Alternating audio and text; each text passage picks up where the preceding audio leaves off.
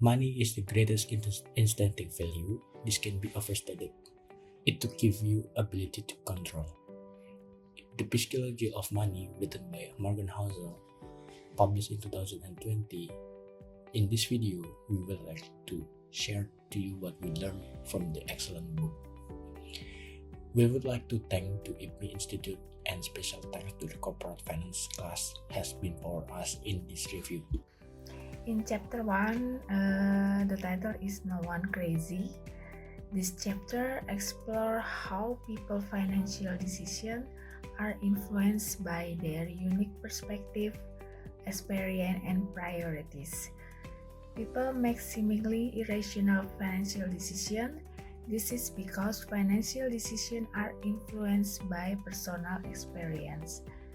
People's financial experience are shaped by their age, location, and generation, which in turn influences their belief about money. Even seemingly similar, people can have drastically different financial experience due to factors like race, education, and global events. Therefore, it is important to avoid judging people's financial decisions, as what may seem crazy to one person might make sense to another. Now about chapter 2, the title is Luck and Risk. It is crucial to acknowledge the roles of luck and risks in financial success, as they are significant factors that are often overlooked. To gain a more balanced understanding, it's essential to focus on both patterns and recognize that not all success is due to hard work and not all poverty is due to laziness. It seems depends on destiny, yeah. It's wise to acknowledge that luck plays a role in success and to remember that past success does not guarantee a future success. That's why we should humble all the time. Chapter 3 is Never Enough. This chapter highlights the danger of not having a sense of enough when it comes to wealth.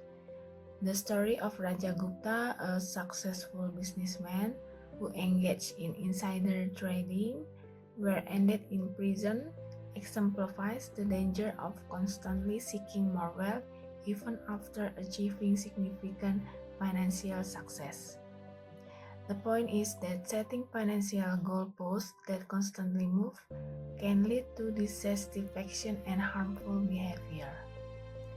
It's crucial to define what enough means to you and to recognize that building wealth primarily depends on your saving rate, not just income or investment return. It's like a song from Greatest Showman, yeah. Never enough. Okay, the last review from me is chapter 4, Compounding. Compounding is the process where growth builds upon previous growth. It's a powerful force in finance, often linked to the formation of ice ages.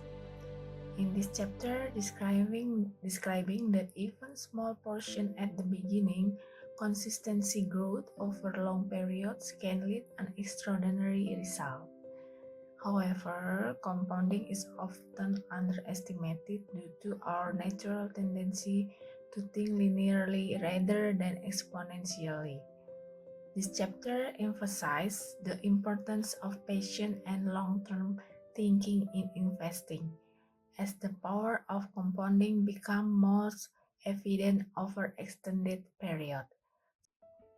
The fifth chapter of book The Psychology of Money is Getting Rich versus Staying Rich. This chapter emphasizes that maintaining wealth is much more harder than acquiring it. While acquiring money may involve luck and risk-taking, maintaining wealth requires humility, a fear of loss, and an understanding that past success is no guarantee of future success. As the story of Jesse Livermore, a trader who repeatedly made and lost fortunes, and Ronald Reed, a janitor who died with millions of dollars through patient investing, demonstrate the key to staying wealthy is financial survival. This means avoiding decisions that could lead to financial ruin and prioritizing slow, steady growth through compounding. In the chapter 6 tells you it, we learn that in investing, a small number of highly successful investments often produce the majority of returns. The Pareto principle, which states that a small number of causes are responsible for a large number of effects, applies to the stock market. Successful investors like Warren Buffett have made most of their wealth from a handful of excellent investments, not from perfect consistency. Understanding this means accepting that losses and setbacks are part of the process. The key to success lies in the ability to survive the inevitable losses while maximizing the big wins when they occur. In chapter 7 of Freedom, Housel argues that the most valuable form of wealth is having control over your time. This is the freedom to do what you want, when you want, and without financial pressure. Intrinsic value of money. Money allows you to control your time, which is key to happiness and life satisfaction. It gives you the flexibility to pursue your passion, spend time with your loved ones, and not feel tied down to an unfulfilling jobs. The modern success trap. While average incomes have risen over the past few decades, many people feel more stressed and unhappy than ever. This is partly because we have traded control over our time for bigger and better material goods. Prioritizing time, not stuff. Instead of focusing on accumulating wealth to buy more stuff, prioritize using money to gain control over your time. This may mean working fewer hours, taking time off, or pursuing opportunities that align with your values. In the chapter 8, The Paradox of the Man in the Car, House explores the irony of how people often use money to impress others, which can ultimately come at the expense of their own happiness and fulfillment. Seeking external validation, using money to impress others is a dead end to happiness. It creates a perpetual cycle of validation where you constantly need more material goods to maintain respect and admiration. Hidden wealth, the true wealth is invisible. It is the income unspent, the choices untaken, and the flexibility provided by financial asset. It is about having the resources to pursue your goals and live your life the way you want, not about flaunting your wealth.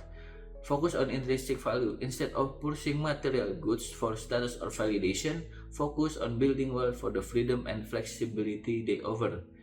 This means prioritizing experiences, relationship, and personal growth over conspicuous consumption. In these chapters, from the psychology of money, highlight the importance of having a long-term mindset, focusing on preserving wealth, understanding the role of luck and risk, and prioritizing control of your time over the pursuit of material validation. This principle can help you wiser financial decisions and ultimately lead to a more fulfilling and meaningful life. In the next chapter of Morgan Housel's book is chapter 9, which is titled "The Wealth is What You Don't See." So this chapter focuses on the concept of hidden wealth. It argues that true wealth is not about outward displays of riches like expensive cars or luxury homes. Instead, real wealth lies in the financial assets you haven't yet spent. It's the freedom and flexibility that comes from having options and not being tied to material possessions. This chapter emphasizes that building wealth is more about your savings rather than your rate of income or investment returns. This is analogous to the energy crisis in the 1970s, where the solution was not just finding more oil, but using energy more efficiently. Housel encouraged readers to focus on frugality and efficiency as key drivers of wealth creation. He argues that learning to be happy with less money creates a gap between what you have and what you want, which is more sustainable and fulfilling. And then next we go to chapter 10, which is titled Save Money. Chapter 10 delves into the importance of saving. It argues that saving money doesn't necessarily require a specific goal. Saving provides a safety net against unexpected events and also offers control over your time. He stresses that the intangible benefits of saving, such as the flexibility to change careers, retire early, or pursue passions, is important because he then connects this to the increasingly competitive global job market, where flexibility is a crucial advantage. The chapter then concludes by reminding us that savings are more in our control than we realize, as they depend on our desires and our ability to detach from societal pressures. Next, we go to chapter 11, which is titled Reasonable is Bigger Than Rational. Housel encouraged readers to embrace reasonable over rational financial decisions. He uses the example of Julius Wagner-Yorick, a psychiatrist who cured syphilis by inducing fevers in patients. While this was a rational approach based on observation and logic, it was also unreasonable, as fevers cause discomfort. Similarly, in finance, sticking to a strategy that allows you to sleep at night, even if not mathematically optimal, is more important in the long run. Housel highlights that the importance of loving your investments to ensure commitment during tough times. He argues that passion and interest in your investments can provide the necessary endurance to overcome challenges and achieve success. And finally, in chapter 12, titled Surprise, the chapter explores the unpredictable nature of economy and markets. It warns against the over-reliance on historical data as a predictor of future events. He points out that things that have never happened before happen all the time because that's the natural course of the world, basically, highlighting that the prevalence of surprising events in history is everywhere. He uses the example of outlier events like World War II or the Great Depression, which there was no precedent at all. Nobody could have predicted that happening back then. He also emphasizes that these unprecedented events are often the most impactful and difficult to predict. That's basically what chapter 12 is. Thank you. Okay, I will continue in chapter 30 of focus on the concept of room for error, which is also referred to as margin safety. The definition room of error is about creating a cushion to deal with the uncertainty of life and finance. This margin of safety is not being overly conservative, but about ensuring survival in the face of the unpredictability. And the second importance in personal finance, Housel explained that room for error is essential in investment and saving for retirement. Example from the history and practice, Bill Gates' approach early in Microsoft history, Gates instead on having enough cash to cover a year payroll without incoming revenue. This allowed to the company survive unforeseen challenge. Of the conclusion, room for error is not just safety net. It's a strategic advantage that allows you to stay in the game long enough for the compounding and opportunities to work in your favor. It helps mitigate ruinous risk, enabling endurance and long-term success. Okay, let's continue to discuss about the chapter 40. We will change more specific to money and finance. How change impact financial decision involving the financial goals. Early in life, you may focus on saving for car, home, or traveling. In your 30s or 40s, your focus on massive to funding your children's education or building a retirement nest egg. In retirement, your priorities may revolve around healthcare and maintaining your lifestyle. The end of history illusion in money, what's look like in finance. When you're young, you might believe you will always be aggressive with investment because you have time to recover from losses. As you age, you may become more conservative, following stability over growth. And the strategies for the financial flexibility, you should have one. So for the future uncertainty, and the second, diversity investment, and the third, avoid extreme financial planning.